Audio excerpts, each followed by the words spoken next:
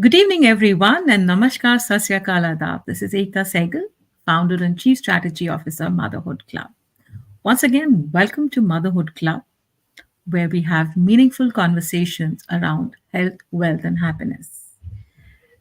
कल हम लोगों ने एंटरप्रेन्योरशिप के बारे में बात की थी और जहाँ पे एक निष्कर्ष निकला था कि कई बार हमारे जो बैगेजेस होते हैं, जो हमारी अपब्रिंगिंग होती है, हमारे जो माइंडसेट होता है, जो बचपन से हमारे साथ होता है, उसकी वजह से भी हमारी जो फ्यूचर लाइफ है, उस पे वो डिपेंड करती है, how successful we are and what kind of biases and baggages that we carry.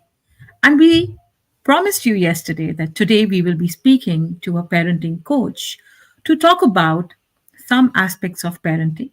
And not just today, but for the next couple of Wednesdays, we will be having Dr. Priyanka Tibrewala with us, who is a positive parenting coach, a coach which says 6 seconds emotional quotient. She's also a doctor by qualification, a mother of two kids herself, who, while raising her children overseas and now in India, realizes that there is so much more to parenting than what we already know.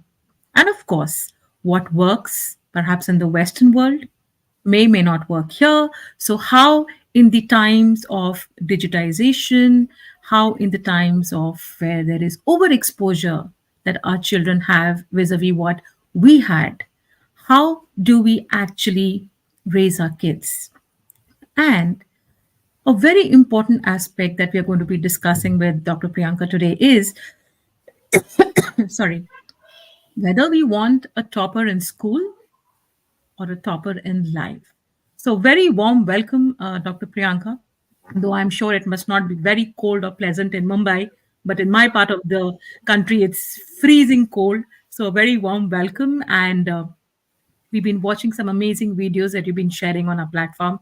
So, we thought, let's have you here and have a conversation. So, how are you doing? So, thank you so much to you and to the entire community.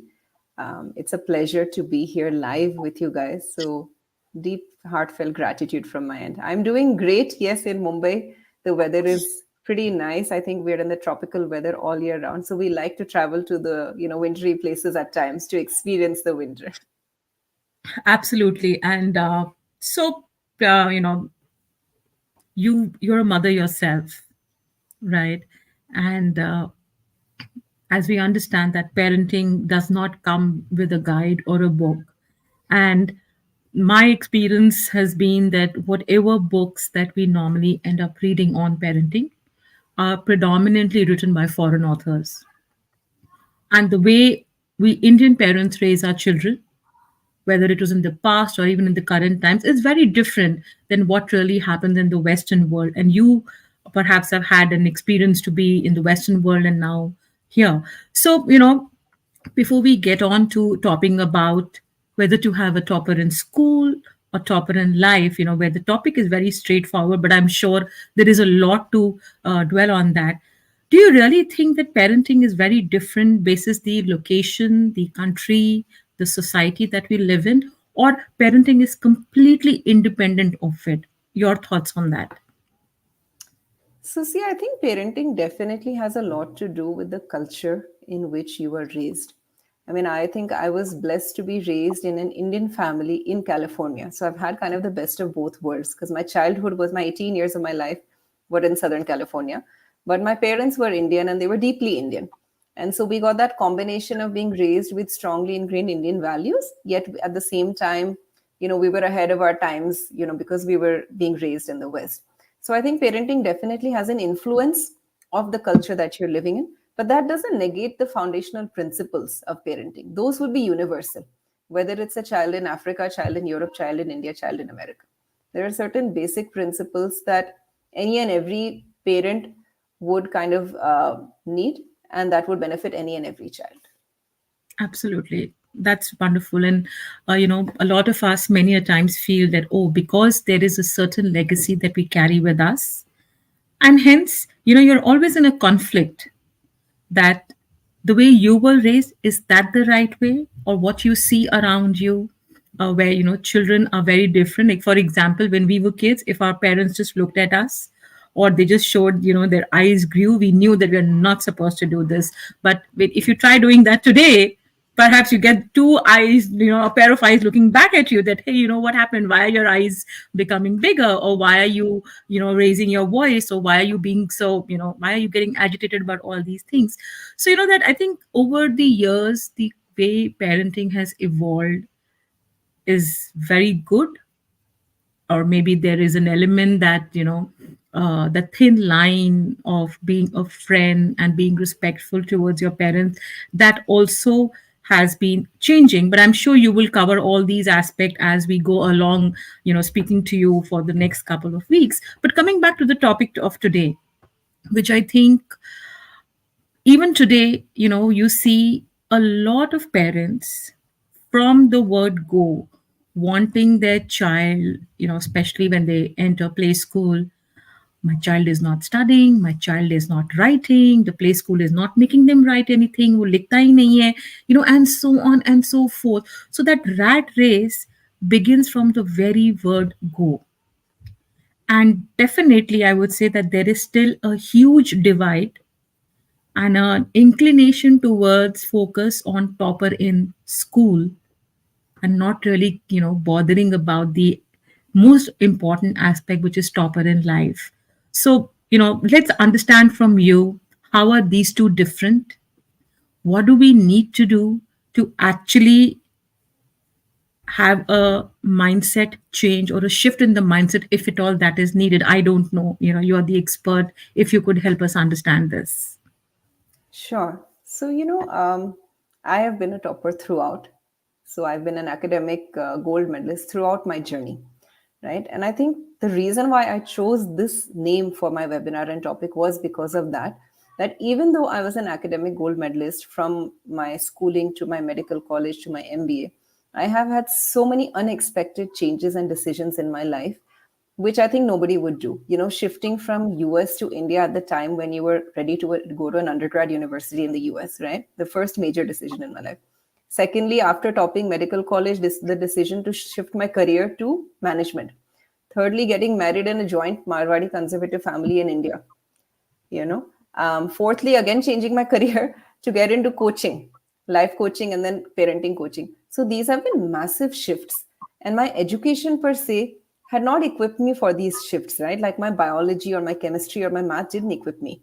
So what really equipped me, right? That's the question that I was asking myself, that what was it that helped me navigate all of these different twists and turns? And I feel that I'm very successful in my life. My parents are super proud of me in whatever space I'm in today, right? I'm very happy. And I think that that's what they wanted, to raise a child who's able to find a space for herself in the world and feel that she's happy and she's contributing in whatever way. I think all of us want that at the end of the line, right?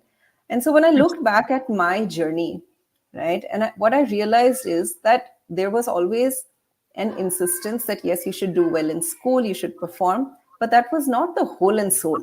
It was not like 7 to 3 you're in school, and then 4 to 7 you're in tuition, and then 8 to 10 you're doing homework, and that's the end of the day. Our life was very different. We had dedicated times to four-dimensional development, and that's what I give to all of my clients, which means emotional development is very, very important. Mental strength and inner mental training, super important. Spiritual connection, very important. And then the focus on your acads and your extracurriculars and all of that.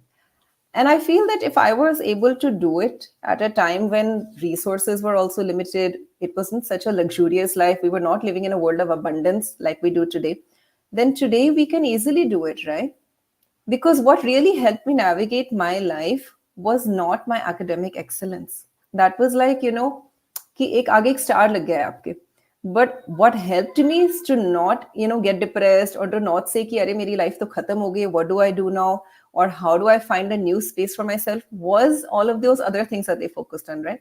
My deep spiritual connection, the emotional strength that I had in myself, ability to express myself, and to really say, hey, I'm not happy with this decision. How do I navigate my life now? The inner strength that I had to shift from a country where I was living to a totally foreign environment, where I was shifted from a metro city in the US to a village in India, in Haryana.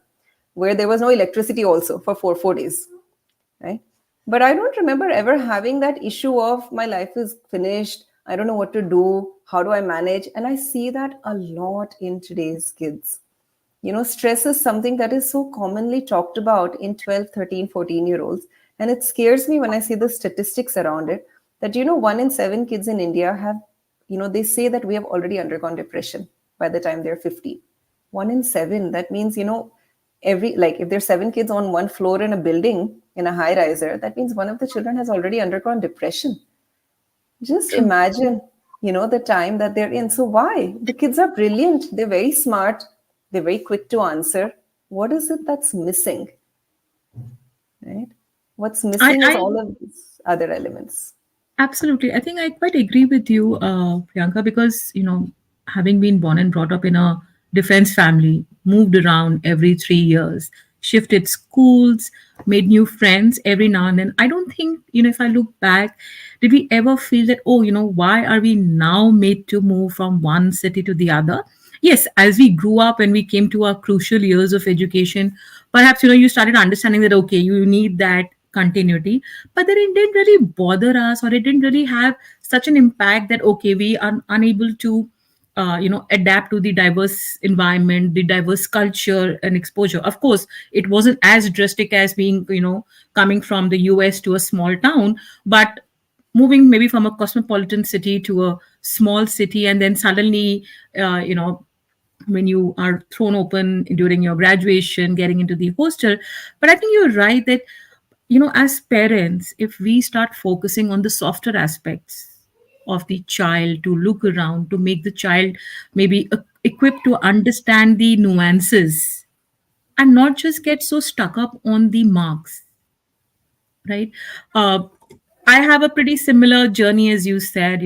I wanted to be a doctor, and I prepared till class 12, but unfortunately my health didn't permit me, and by that time I was, kind of done. I thought, okay, I don't want to take my PMT exams, and I moved my space to get into management, and then I did my finance. And so a lot of people already know that I run a financial distribution firm, but in addition to that, I'm also pursuing my passion, which is what I'm doing right now with you, to talk to people, to bring out interesting conversations. And yes, my success is defined by me.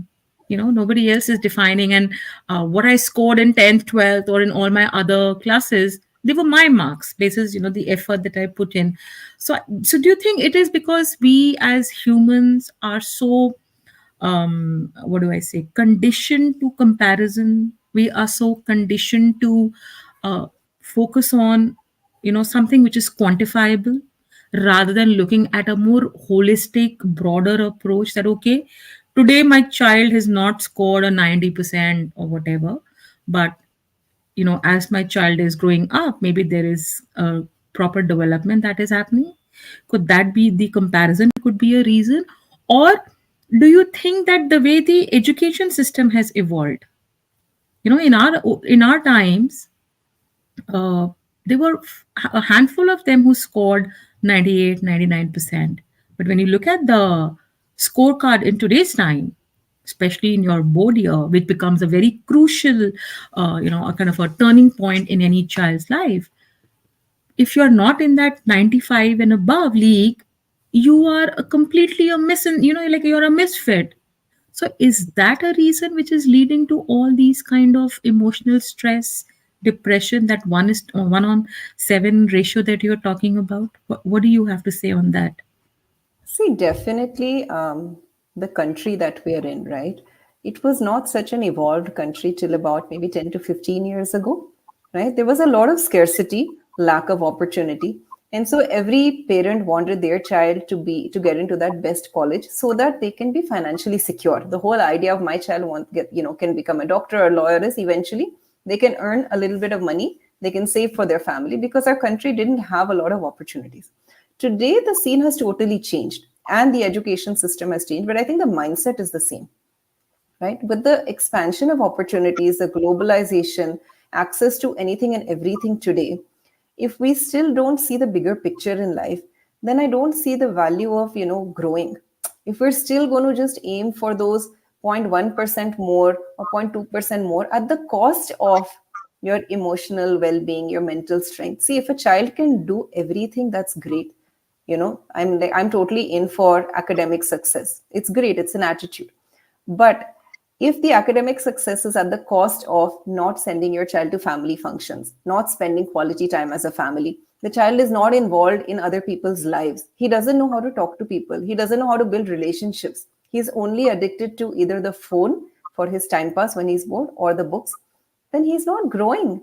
And in today's time, if you look at WHO and the list of the top 10 skills that are required for kids to be successful, academic success is not even one of the top 10. You know what the skills are? Empathy, emotional regulation, critical thinking, ability to collaborate, decision making, problem solving. So, all of these skills will only come from real life interaction, real life experiences. And Absolutely. so, I think it's actually about generating awareness that this part of your child's life is equally important.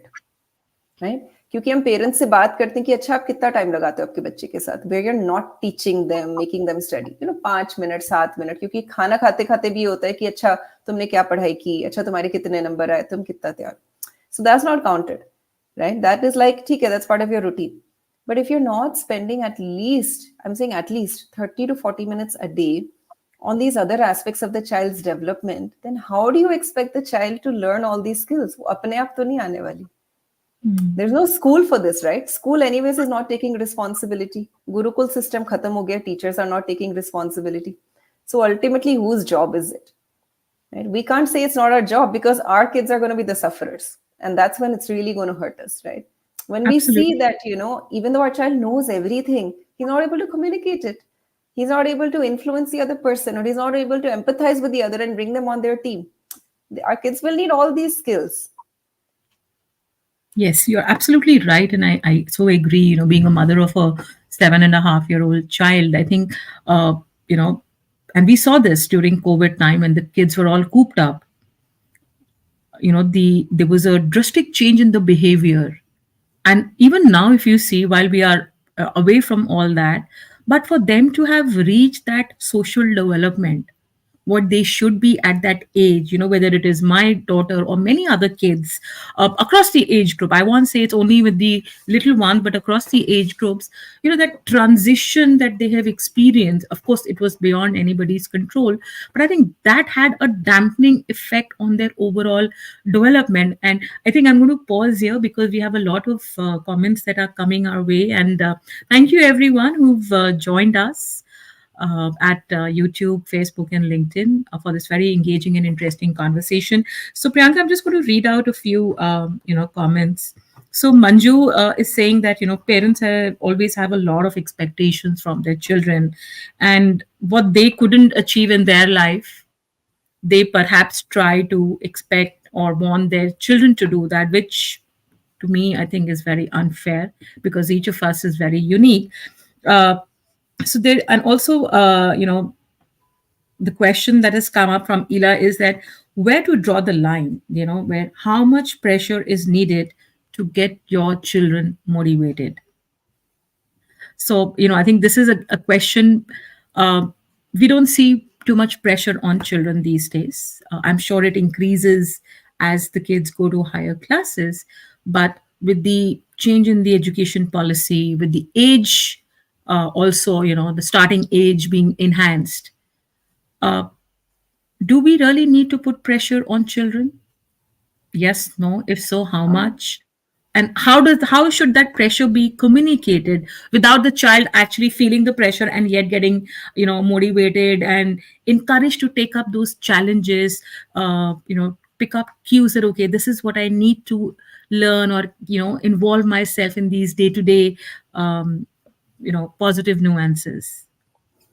So, I had read a story about the Asian countries and, how the Asian children are super motivated. They're excellent at everything. And, we were asking them as to how does this happen? Like, how is it every home? It's not like, a random occurrence. And, what they said was very interesting.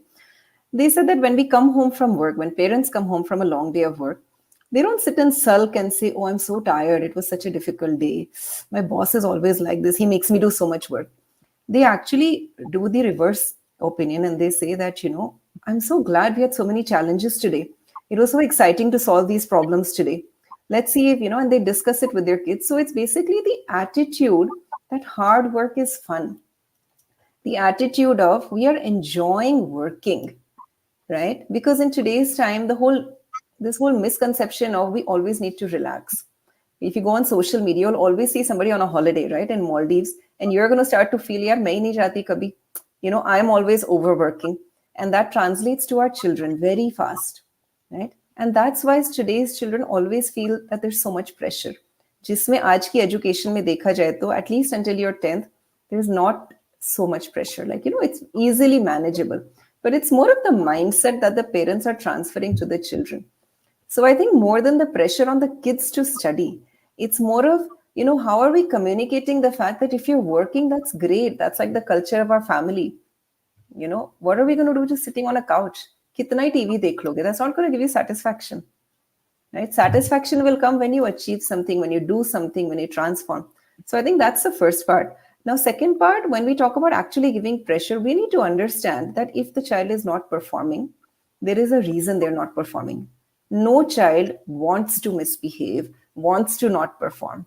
There is no child like that, right? So when you look at a plant who can't speak and you say, "Arey, plant grow nahi kar raha." So what will the gardener do? They'll see, is the soil fine? Is there enough sunlight? Have I given it too much water, too less water? Similarly, when you see your child underperforming, you need to see where is the lag. Rather than telling your child, "You never study, you're never on time, your teacher always has complaints," there's a reason the child is not able to perform. Either the child is emotionally insecure, so uska dimag hi kaam nahi kar raha. Because any child who is emotionally depleted, the brain will not function. This is proven. It's a scientific phenomenon, right? Or the child genuinely has comprehension issues. They have executive functioning lag, where they don't understand the concept of how much time do I need to give to what subject, right? Or the child has some other peer pressure that's happening that's playing on their mind, right? Maybe a childhood trauma. So, as a parent, if we actually look at it from a curiosity perspective, saying, "Hey, this is a signal to me, something is not working," right? Not every child would probably have the IQ to be a 99%, but every child is not born to be a 50% also. Every child can do well. It's the environment, the circumstances. Maybe the family environment is not conducive. Maybe there's a lot of conflicts that are going in the house between elders and they're playing on the child's emotions. So when you see your child and say, "Okay, why is my child not able to perform? Let me figure it out and let me help my child," automatically the concept of pressure goes, right? And then when you help that, when you heal the child, and then when you start to talk to the child and give them, small deadlines and help them, and suppose आपका बच्चा अब 14 साल का हो गया, right? And you haven't done this. So now you have to do it even जैसे आपका बच्चा 6 साल का है, आप अगर उसको छोटे छोटे bits and pieces में goals दोगे, and suppose you've never taught your child to set goals, so even if they're 14, you'll have to do it now. You can't automatically expect that now my child is 14, he should have known it. Obviously, he doesn't know it. That's why he's not performing. But do it now. Don't wait till the child is 20. True.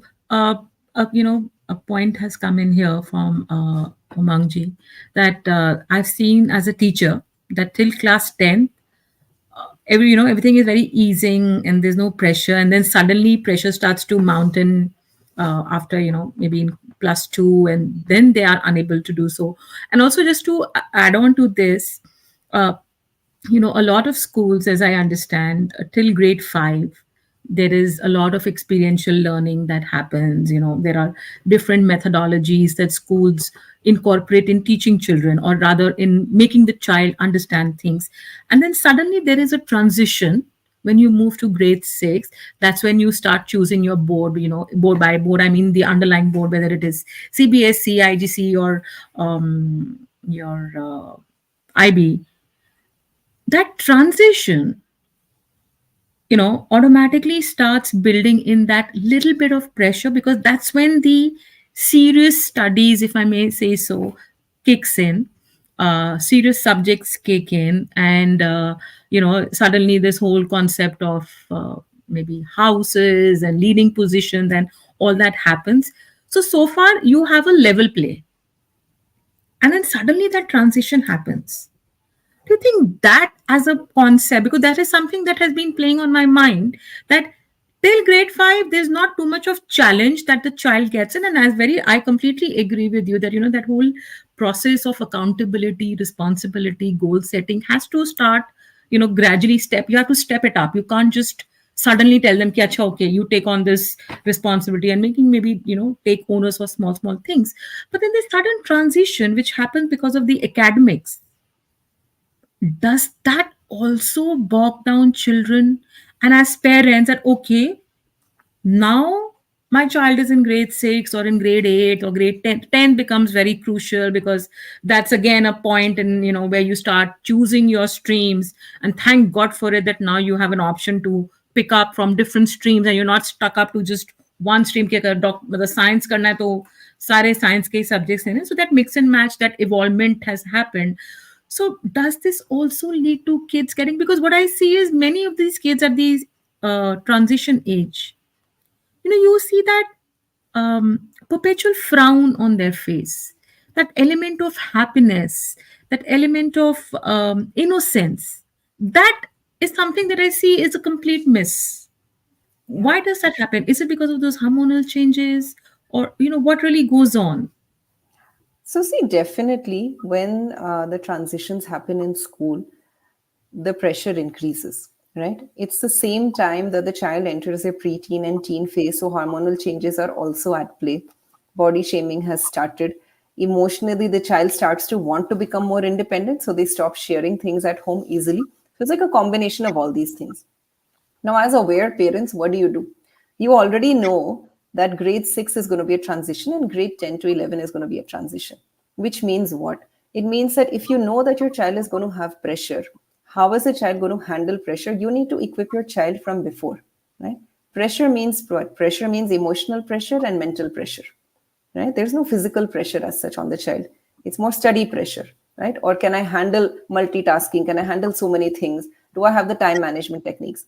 So if I'm already aware about the education system, which I probably can't change so fast, then isn't it my responsibility to equip my child with more emotional strength from a younger age if I already know I'm getting into this? From with mental training, different kind of challenges from when they're young, small games that we play, so it strengthens their inner power, saying yes, I can do it, with the growth mindset, saying okay, I know it's difficult, I've never done biology till now, maybe I'm not a CBSE child, I've never worked so hard in my life, but now that I have it, I can do it. What is that? That is growth mindset. But that happens only when we start to talk about this to our kids, we have them experience it. Nothing comes automatically, and especially in today's time, पहले के ज़माने में ये सब चीजें natural थी. Why? Because we used to live in scarcity. There was one toy, 10 kids had to play with it, right? So there was innovation, collaboration happening. पानी चला जाता था. Okay, what do we do now? How do we go to school without taking a bath, right? There was something that we did. Scarcity of food. So these skills that WHO is talking about today, these were natural skills that were developed because of the environment 30 years ago. In today's time, no child is living in scarcity. Everything is available on Amazon, Netflix, and Swiggy, right? Within 10 minutes, you get everything you need. So these skills have to now consciously be worked upon. And that's why when we talk about parenting to our parents, they find it very awkward, right? And it's not their fault, because unke time mein jurut hi nahi thi. These are all modern day parenting problems. So then we need to now kind of focus on the modern day issues as well. Absolutely, absolutely. I agree that that's an interesting perspective. So, building onto this, about talking about the scarcity and talking about the being privileged. Okay, so there is this question that's come from Mr. Bhatnagar, that there is a different story when we see a special need child. She's always found self motivated and enthusiastic. They excel on their own.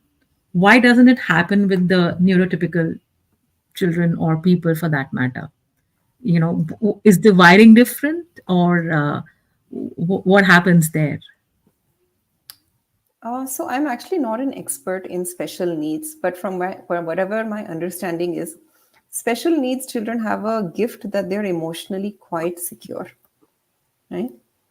Because a lot of the special needs children, their prefrontal cortex, which is the center of logic and understanding, that has some lag somewhere, right? But to compensate that, the other aspects of their brain, they start to work more, right? And so that's why you see those children very happy, musically inclined, responsive.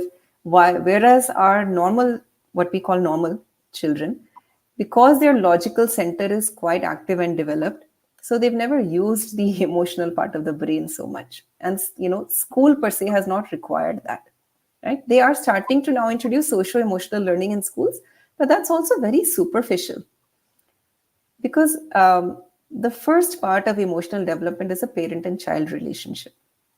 And unfortunately, most parents today don't have time for the kids. No matter how much they say they have time, when we work one on one with clients, they are very open and they tell me, even if I'm with the child, I'm actually not with my child. I'm either on my phone, checking my email, responding to the maid, cooking, trying to multitask, managing social commitments, birthday parties, play dates. And so when am I with my child? I'm not, right? So if that first relationship that I was to establish deeply with my child, उसमें अगर कहीं पे भी gap आ गया, so my child's emotional development can never be full. And that's the story of every household today. Absolutely. Yeah, you're quite right. I think, the changes, I think, rather than expecting at the level of a child who still is completely oblivious to what needs to be done, I think has to be done by the adults who know what they are doing and they are completely aware. Um, okay, so there are comments and questions coming, so I'm going to keep asking them with you, from you.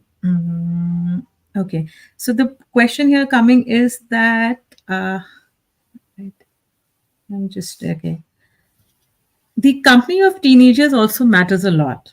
If they have good friends, they're becoming confident, and in bad company, they are more under pressure from the parents, and the child either becomes mad, or sometimes the adversity, it leads to a lot of unpleasant situations. So how does one deal with that?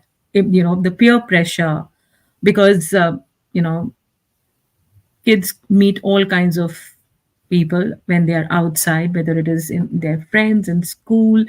You as a parent may have a certain value system, and there might be a conflict. And because kids that thing that, okay, you're the parent, my friend is right, so I'm going to listen to my friend, so I'm going to get influenced by what my friend tells me. And that logical mind then completely goes on the side, and the emotional mind comes in front. And then that it's like a complete vicious circle, where I may be on track, but because I get impacted and I get influenced, and hence I take a step back and I start doing other things which my parents don't approve of. Could it also be because of the parent child relationship not being very strong, or that emotional aspect, the love that is missing somewhere, that you're getting influenced by the others? Could that be a reason, or could it be something else?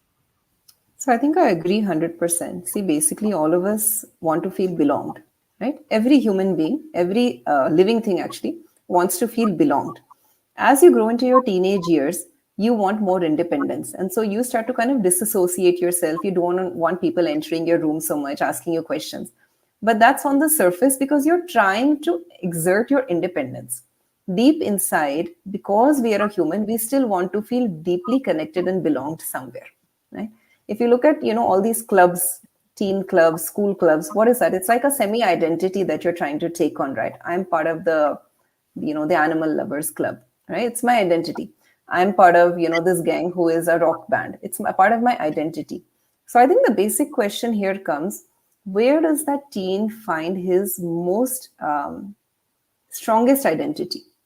Like his core identity, where does that come from? Does that come from his family? Only if your identity is very strongly ingrained in you, that it comes from your family, then all these other identities you take on will come and go, right? You'll enjoy it, you'll have a good time, you'll associate, but they won't negatively impact you. You've insulated yourself. So you'll kind of, you'll know where to draw the line, basically. But if you don't feel like your identity is connected to your family, right, and it has a meaning, then you are going to search for that everywhere. And that's where the whole, peer pressure, doing things under maybe wrong company, or not being able to say a no, that's where that stems from. True. So, okay, I think today, parenting as a topic, or whether there are grandparents watching their parents. So, I think everybody has so many questions and thoughts to put forward. So, okay, so this is a question from a grandparent. How would you like to explain parenting and grandparenting? Young parents are in a hurry to teach everything and too fast. That's why in today's time, children seem to be confused. Yeah, so I totally agree. I was at a conference recently and somebody asked me, what is that one tip you can give us that we will remember you for? And I said, make sure that you connect your kids to your parents, right? So this is the most beautiful connection of a child and a grandparent, because the experience and wisdom of the grandparent, even if they're not as educated, they've not traveled the world, will be much deeper than a parent, solely because they're in a different space now. As a parent, we have 100 things to manage, right? The child's nutrition, the child's classes, the child's competitions, the child's hygiene, teaching them basic things. A grandparent has moved out of that space so they can see the bigger picture, right? I think the conflict here comes because a parent feels that the grandparent is now old generation, right? They don't know today's tarika. And the grandparent doesn't want to learn and adapt to today's tarika. That's where that gap is. It's not really with the child. So I think the open communication between the parent and the grandparent is essential. And we really, really advise this to every family we work with. Let's sit down and have an open communication. Agree on certain basic things. You don't have to replicate each other, right? आपका खाना खिलाने का तरीका अलग है, that's fine. What's the issue? You should be unique. But agree on certain basic things. So these are certain things we want our kids to imbibe, right? Agar suppose, like so many mothers say, television is a challenge. We don't want our kids to see TV, but they're watching TV all the time with the grandparents. I was like, have a conversation with your in-laws or your parents and say that this is an issue I feel. So what can we do about it? Grandparents also know. ऐसा नहीं उनको पता नहीं है. Maybe they don't have those tactics. Maybe they don't know what stories they can tell the child. And that's why they're like, chalo, at least we're spending time. There are a lot of things that could be going on. But we just assume things, right, as parents. So I think it's having that open dialogue between the two generations will really help your child. True, and I think also, I think a bigger conflict that arises between parents and grandparents is that one, of course, in terms of the exposure, the evolvement that is there, that for sure, but also when as a parent, when you see that certain things a grandparent is doing with the child, which was not done with you, which was apparently wrong at that time, which maybe like which may actually be wrong, but maybe the grandparent, because they feel, especially if they're not staying with you, that okay, I have this limited time with the child, so let me just give my, so that love and affection sometimes from a parent's perspective translates into the fact that okay, you are allowing the child to do something which as a parent you didn't allow your children, and today because your child has grown today to be a parent is also trying to imbibe this good thing, like for example giving sweets and toffees, very small thing. As parents you would curtail it because you do realize that the teeth are getting spoiled and that's what you heard, but grandparents will give it, that it's okay, कोई नहीं, एक दो खा लेगा, क्या हो जाएगा. So that is where also I think that conflict happens, and kids are very smart to pick that conflict. So they know that okay, this thing I should approach my grandparent because my grandparent is going to agree to it. My mom or my dad is definitely not going to agree. I think so. They're very smart. So yeah, you're right that the conversation between the two generations, has to be there to be able to evolve the third generation. Very interesting. I'm just loving this conversation and the comments that are coming. So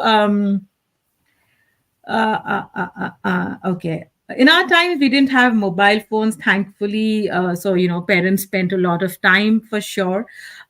Okay. So, Shweta Sundar says that she also feels that, the problem could also be that nuclear families is the in thing these days. Grandparents are not really around. So, and communication has always been an issue in the parent child equation for various reasons. Absolutely. So Priyanka, we've spoken about the concerns that we all have as parents, as grandparents.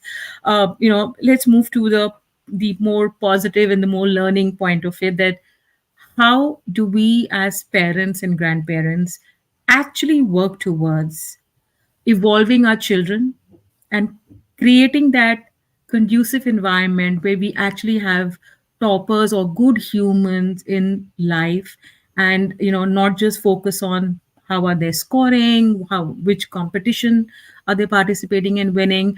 And I'm sure a lot of parents of today whose kids are very soon going to give their boards would be very pressured and hassle, because it's just 1 month down the line, so there'll be a lot of unwanted pressure and happening. So what would be your guidance to all of us that we are able to groom our kids in the way that they should be, and actually create those toppers in life vis-a-vis toppers in school?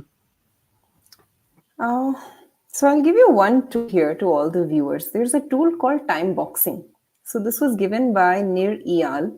He was a Silicon Valley expert. He realized how damaging technology can be if not used responsibly, and he wrote a book called Indistractable, which means how can I still be indistractable and focused amidst all of these distractions. And the tool that he's given is time boxing, which basically means make conscious time for the things that matter to you in life. You know how we make a timetable, right? In school, they make a timetable, right? And how do they design the timetable? They allot time based on how important a subject is. Math is given more time, physical education is given less time, or music is given less time, right? So they time box their day. Can we time box our life, or maybe this year, if not the life, saying that, okay, these are few things which are very important to us to develop in our kids, right? कि हमें spirituality उनको सिखानी है. Where is the time for that? Have we allocated time? You know how we allocate time to get up, to go to school, to do homework, and to go to sleep? Have we allocated time? I'm not saying hours and hours, but have we allocated 10 minutes for spirituality? We feel that open communication is very important because our child is going to fly off in 2 years. And we want to make sure that we have that strong rapport with our child. So even if he's not living with us, he has that strong trust and backbone in us. Have we allocated time for it? Twice a week, but allocate the time for it, right? Allocate time for the things that you feel are the most important. All the other things will automatically happen. Don't worry about the smallest of things.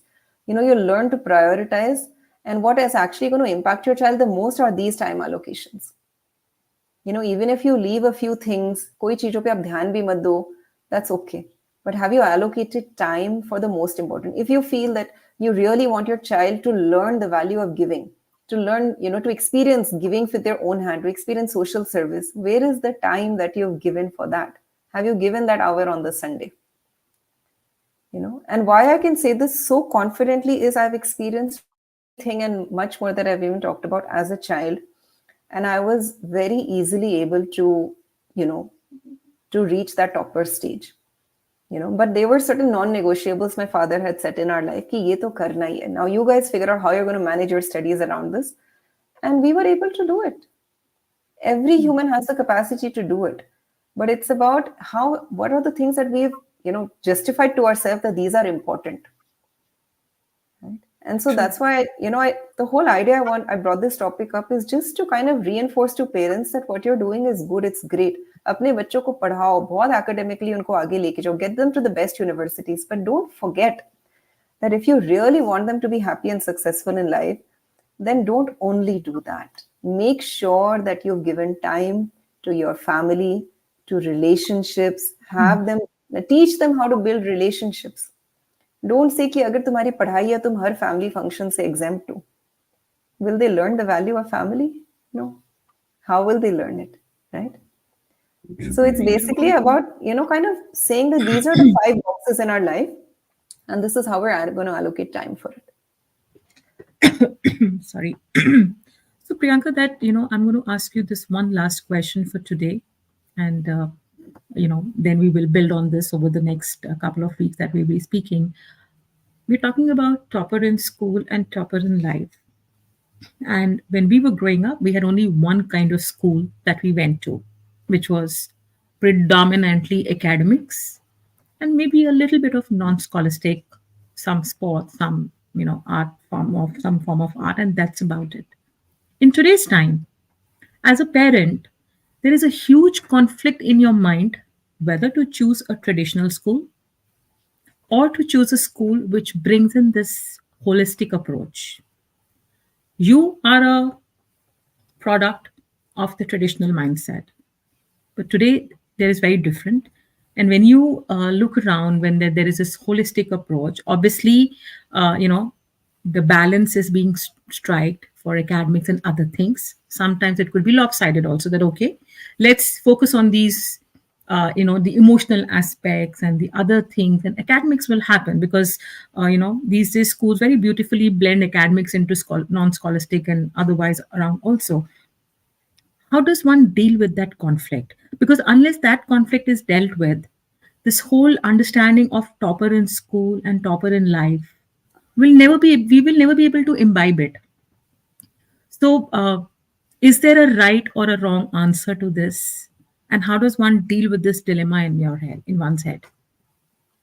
See, I really don't feel this is a dilemma, regardless of the school, the board, the career your child chooses or you choose for your child. What we are talking about are inner traits, right? It's really not to do with the external environment, right? If you put your child in football or in piano or in drawing, that's not going to help them develop their emotional, mental, or spiritual connection. Right? So, what we are talking about upper in life is to do with the inner development of the child, the character development, the energy development in the child. All of these other things that you're doing are their skill building. So, that as a parent, you have to see that, okay, do I want my child to kind of be ki main doctor hu, mera bachcha bhi doctor bane? Or am I, okay, you go and explore your passions and you choose your passions. I think these are two distinct ways of looking at choosing a career. And that is the way that most parents choose schools today, based on the fact that, do I, at least in India, like, I know in Delhi, CBSE and ICSE, people are still very keen because they're like, we want our children to go into the IITs and, give the PMT. And these are the schools that are preparing, versus another set of parents that say, we want our children to do international education. We want them to be able to explore their passion. So they're more for the international boards. But at the end of the day, I don't think that has a conflict with the topic that we're talking about. I think either one that you choose, you can still easily kind of work on what we are talking about, because this is your work. There's nothing to do with school. No school is going to do this for you. Like, But school don't you think cannot. that sorry to cut you, but don't you think that if a child is in a very academic oriented school and the amount of pressure and the amount of time that the child will need to spend on academics, even as a parent, you will be constantly, with the child that, okay, you need to finish your course, your academics, and so on, because you're regularly being tested, exams, and all the typical traditional way of doing it. Then would the parent really have the time to actually work on the inner development? That is where I was coming from a dilemma that, then how, as a parent, how does one manage that? So, see, if you already have a child who is in grade 10 or 12, then you're actually a little late, honestly speaking. Because, anyways, the fundamentals of your child are set. Maximum development एक बच्चे की 10 से 12 साल तक की होती है. That age is gone. That doesn't mean you can't do anything right now, but you can't take away that, academic time from your child as well. Like, I'm the last person to say कि 10th का board दे रहा है बच्चा and you're like, don't study and you focus on this. It's not the time to do it, right? So this is when you make that decision, when your child is younger, when your child is 5, 6, 7, you have 10 years before the child is 15. 10 years is enough time to strengthen the foundation. And once it's done, you don't need to worry about it. Once your foundation is strong, then you're free as a parent. Your child will automatically do it. You'll see those traits flourishing. Then you don't need to keep pestering your child in grade 10 for this. You give him the time to study. That's not a problem at all. Absolutely. So, before we wind up our conversation for today, let me just read out a few comments that, Poonam Saxena says that yes, inner development is very necessary. She's also saying that, we need to guide our children in a proper and respectable manner so that, they're very sensitive and wise. Shweta is saying that I think as parents, we should teach our children important life skills of resilience, kindness, discipline, and self help. These can be taught through household chores as well. Be balanced in life and you will be the best, is what Mr. Bhatnagar is saying. Seeing is more believing. And yes, parents can teach better to the children by exhibiting and spare their time, as well as a lot fixed suitable slot for the child to ease the learning process. Mr. Nimodia is saying that. Treating your house help with care, doing odd jobs in the house, keep your things in place, etc., irrespective of gender or age. Cooperation and communication is also important. So I think a lot of people are sharing their own experiences, how they are trying to focus on the inner development of the child. So I think, a very, very insightful conversation where I'm sure a lot of us got new insights, and a lot of us would have also kind of had that revalidation that, yes, we are on the right track by not just focusing on the education or the the academic education, but also building those the emotional quotient of the child, making the child aware about the environment that they are in, holding them accountable, building that the step up process to reaching their goals and achieve small things in life, which I think in the long run will help them to be what they actually want to be, rather than just shoving up our thoughts and ideas on them. So absolutely super conversation, Dr. Priyanka. So, we'll definitely build this conversation over the next couple of weeks. But before we let you go today, that one, piece of strong advice from your side, which kind of, sums up that, okay, let's focus on being toppers in life. One advice or guidance from your end. So I really, really believe that the parent's energy is directly imbibed in the child. So if you want your child to be a topper in life, start really believing in that and imbibing the attitude in yourself. Right? Your energy is going to have an impact which is much far more than your words, right? Because your child can sense it, they can see you all day around. So if you can start, helping yourself a little bit and saying, how do I really feel and act like a topper in life? I think your child will follow. Yes. So, parents, grandparents, we need to feel like toppers in life. We need to have that, we need to manifest it and give it to the universe and our children to see that we're all in it together and working towards it. And, work, if we're still lagging somewhere, let's try and focus. Let's take a step back. Again, have a, kind of a bird's eye view to understand and see how our parenting is going. Where is it that the gap is, and how we can better. After all, it is for the betterment of self and for our children and for their, upcoming future. So we will carry on this very interesting conversation next Wednesday again at 5 p.m. with Dr. Priyanka. Till then, thank you so much, Dr. Priyanka, for giving time and being here and giving us such wonderful insights. So we'll see Thank you you so next much. Wednesday. Yes, 100%. Thank you so much to all the viewers for joining in and sharing your questions and comments. It was lovely. Absolutely. So, thank you, everyone, and see you very soon with yet another engaging conversation or maybe some fun element at Motherhood Club. Keep contributing, keep sharing your thoughts and something that you would like to know more about. Till we meet again, stay safe and take care. And thank you, Dr. Priyanka, once again. Bye bye, everyone. Stay safe.